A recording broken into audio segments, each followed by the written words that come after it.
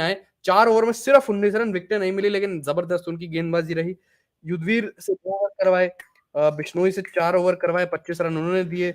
और आवेश ने 4 ओवर में 25, 3 विकेटें ली और एंड में जाते-जाते 2 विकेटें ली। तो एंड ओवर के जो स्टार रहे वो रहे आवेश खान, और उनके पास मौका था, आज उन्होंने करके दिखाया। पर और वैसे कैच भी पकड़ा। पर अगर आप शुरुआत में चले लखनऊ की बल्लेबाजी, लखनऊ की देखिए बल्लेबाजी, अगर केएल राहुल और काइल मेयर्स जब खेल रहे थे तो हम लोग यही बोल रहे थे कि यार ये लोग क्या बल्लेबाजी कर रहे हैं, बट ऋतिक हमको शायद बाद में और ज्यादा समझ आया कि पिच सच में धीरी थी। जिस पिच पर जॉस बटलर जैसा बल्लेबाज रन बॉल से कम खेल करता है, खेले नहीं जा रहा था, नहीं खेला जा रहा था यार, बिल्कुल रन बन ही नहीं रहे थे, रन ही नहीं बन गैप तक नहीं निकल पा रहे थे, गैप नहीं निकल पा, क्योंकि 2 पेस था, बल्लेबाज वेट कर रहा था बॉल के आने की। और जब तक गेंद आती थी और मान लीजिए बहुत धीरे गेंद आई तो बल्लेबाज को गति नहीं मिलती, तो वो टाइमिंग से आदमी कैसे खेलेगा। ये टाइम करने की सोच रहे थे सारे बल्लेबाज, केएल राहुल तो टाइमर ही हैं, कौन से वो हार्ड हिटिंग शॉट्स जब तक उनको पेस ना मिले कैसे खेल सकते हैं। और काइल मेयर्स भी बिल्कुल सिमिलर, काइल मेयर्स को पेस दोगे तो वो बहुत दूर मारेंगे, पेस ही नहीं दे रहे थे बिल्कुल काइल मेयर्स को भी। और उसके और 2 पेस भी था, वहां से पिच से खुद पेस जनरेट नहीं हो रहा था। तो पिच से इतना कोई खास नहीं हो रहा था। बिल्कुल वही जो है वही जो है इसी चलते स्लो विकेट था और बिल्कुल देखिए स्लो विकेट था, और जिसके चलते देखिए आज वैसे तो बडोनी को 3 नंबर पे प्रमोट किया गया, लेकिन बडोनी फेल रहे। और मुझे लगता है कि थोड़ी स्टेबिलिटी देनी चाहिए थी, संभली हुई पारी खेलनी चाहिए थी बडोनी को यहाँ पर, और जो है एक स्टेबलाइज करना चाहिए था। पर ये इनएक्सपीरियंस आपका शो करता है आयुष बडोनी का, कि जिस हिसाब से उन्होंने जो है आज एक शॉट मारा लैप करने, और लैप करने जब जाते वो बोल्ड हो गए, अपना बल्ला ही मार दिया उन्होंने विकेट पर। आप दीपक हुडा भी आज सिर्फ 2 रन पर आउट हुए। स्टोइनिस की बात करें तो ज्यादा अच्छा योगदान नहीं दे पाए, 16 गेंदों पर 21। फिर एंड में पूरन आते हैं, पूरन भी जल्दी आउट हो जाते हैं। और देखिए क्योंकि पहली इनिंग का स्कोर सवाई मानसिंह में जो है 158 है एवरेज स्कोर, और लखनऊ सुपर जायंट्स जो है 154 ही बना पाई, 7 विकेटें गवा दी। लेकिन आराम से चेज हो जाता है ये टोटल में, कहीं ना कहीं ये मैं कहूंगा, क्योंकि 2 पेस विकेट था और उसी के हिसाब से मुझे लगता है एडजस्ट करके बल्लेबाजी भी करनी चाहिए थी। ये सब आप राजस्थान के बल्लेबाज देखें, इनको पेस चाहिए। और मुझे लगता है कि इस पिच पर अगर संजू सैमसन अड़ते या रुक जाते थोड़ी देर और, उनको रुक जाते, अगर अनफॉर्चुनेट वो रनआउट ना होता, तब आप प्रदीप गोडसे कह रहे बर्थडे बॉय केएल ने कैच पकड़ा। बर्थडे बॉय कौन था आज? दीपक हुडा। अच्छा, वो कल के बर्थडे बॉय थे।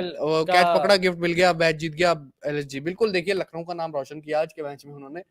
और बस देखिए मुकाबला वैसे बोरिंग था, पर एंड का जो ओवर था उसमें थोड़ा बहुत रोमांच जो है खड़ा करा था। बिल्कुल रोमांच जो खड़ा करा था और मजा आया। देखिए वही एक स्टैट कमेंटेटर शायद बोल रहे थे कि 25-26 जो मैच हुआ, 25 में से 17 मैच जो है आखिरी ओवर तक गए भाई। यार मतलब ये तो बड़ा इंटरेस्टिंग आईपीएल हो रहा है सही में। क्या ये इम्पैक्ट प्लेयर का मतलब मुझे लग रहा है इम्पैक्ट प्लेयर का रोल इसमें काफी ज्यादा है। मतलब मान लीजिए काफी परसेंटेज में ज्यादा है, क्योंकि देखिए आपको गेंदबाज चाहिए तो आप अपनी डगआउट में से उसको आप शुरुआत से लेके एंड तक आप बाहर बिठा सकते हैं। और जब आपकी जो है या तो बल्लेबाजी जब खत्म हो जाए, या आपके कोई ऐसा बल्लेबाज आपको यूज ना हो जो गेंदबाजी ना करता हो, आपके लिए इंपॉर्टेंट विकेट्स ना दिलवाता हो, आप उसको बिठा के आप गेंदबाज ले आइए। वो जो है वहां पर मोमेंट बदल देता है, मैच का चेंज कर देता है, और वैसे ही वाइस वर्सा बल्लेबाज के लिए हो जाता है।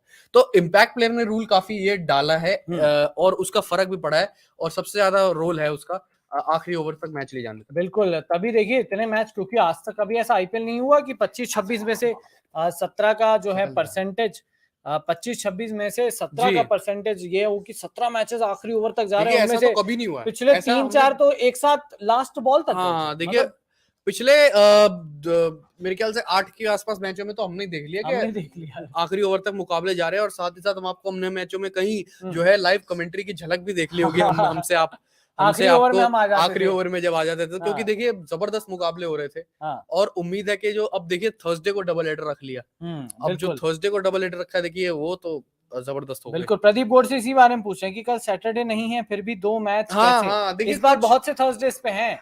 कुछ एडजस्टमेंट की होगी ऊपर नीचे चीज के। देखिए क्योंकि वो WTC फाइनल का विंडो आ रही है, तो शायद उसके चलते नहीं वो तो जून में है ना। नहीं तो उसको आईपीएल को वो किया गया हो। नहीं मुझे नहीं लगता, क्योंकि वो देखिए WTC है मेरे ख्याल 9 जून को, 7 और 28 को ये फाइनल खत्म हो रहा है। तो हाँ सॉरी 7 से 11 माफ कीजिएगा, 7 से 11 है, और 12 को रिजर्व डे रखा हुआ अगर बारिश आती है वहां पर तो। पर लेकिन मुझे लगता है कि नहीं मुझे नहीं लगता कि, क्योंकि जून बाद में है। देखिए अब इन्होंने मैचेस बढ़ाए हैं, इस बारी, ये है एक ये रीजन। नहीं यार, मैच तो यार सेम ही यार, 74 मैचेस ही हो रहे हैं, 70 लीग मैच और 4 क्वालिफायर्स के, अच्छा, चार 70। चार प्लेऑफ्स के। तो ये पता नहीं इस बार आईपीएल का गणित ऐसा क्यों लगाया गया है कि थर्सडेस को भी, क्योंकि जब आईपीएल का स्केड्यूल आया था तब मैं भी हैरान था कि भाई थर्सडे को डबल हेडर कैसे कर रहे हैं, और और वो भी मतलब ये है कि मतलब एक एक बंदे की छुट्टी मरेगी, मुझे लगता है एक बंदे की छुट्टी जरूर जाएगी इस बिल्कुल। मामले में। हाँ बिल्कुल, एक बंदे की जो है छुट्टी मर जाएगी, ये बात तो है। और बीच वीक डेज में अगर डबल हेडर होगा तो शायद रेटिंग में भी नुकसान हो सकता है, क्योंकि दिन वाला मैच कौन देखेगा भाई, ये सब अपने अपने काम पे रहते हैं, ऑफिस हाँ, रहता है, ये भी स्कूल है, रहता है, पर देखिए कॉलेज रहता उनको है। कुछ ना कुछ अपना जो है शेड्यूल हाँ। अलाइन करना पड़ेगा हम्म। मैचेस के, मतलब मैचेस ज्यादा वेस्ट ना जाएं, और उन्हें हम्म। सारे मैचेस को अलाइन करना पड़ेगा कि भाई इतने इतने टाइम तक इतने मैचेस हो जाएं। बिल्कुल, वो एक जो लखनऊ वाला हाँ, मैच है एक आपका सीएसके पॉइंट वाला। भी मुझे लगता है सही था कि वो WTC से रिलेटेड के हम्म। आपके वो भी टाइम से हो और वहां तक मैचेस ना और पहुंचे। वहां पे गैप भी मिल जाए इंडियन टीम को, क्योंकि हाँ भाई हाँ इंडिया के लिए हाँ, बहुत बड़ा इवेंट है, अगर वो जी इंडिया का इवेंट नहीं होता तो फर्क नहीं पड़ता। बिल्कुल। बट पड़ा Shreya Pandey, I feel though in batting RR were shoulder to shoulder with LSG, but they missed a trick by not sending Jurel in place of Parag. 10 balls for Jurel would have made a huge impact. हो सकता था, हाँ हो सकता था, but Riyan Parag को back कर रहे हैं श्रेया, राजस्थान रॉयल्स वाले, शायद इसलिए as a senior Riyan Parag at least Jurel के, तो शायद उस लिहाज से मेरे ख्याल से उन्हें आगे भेजा गया।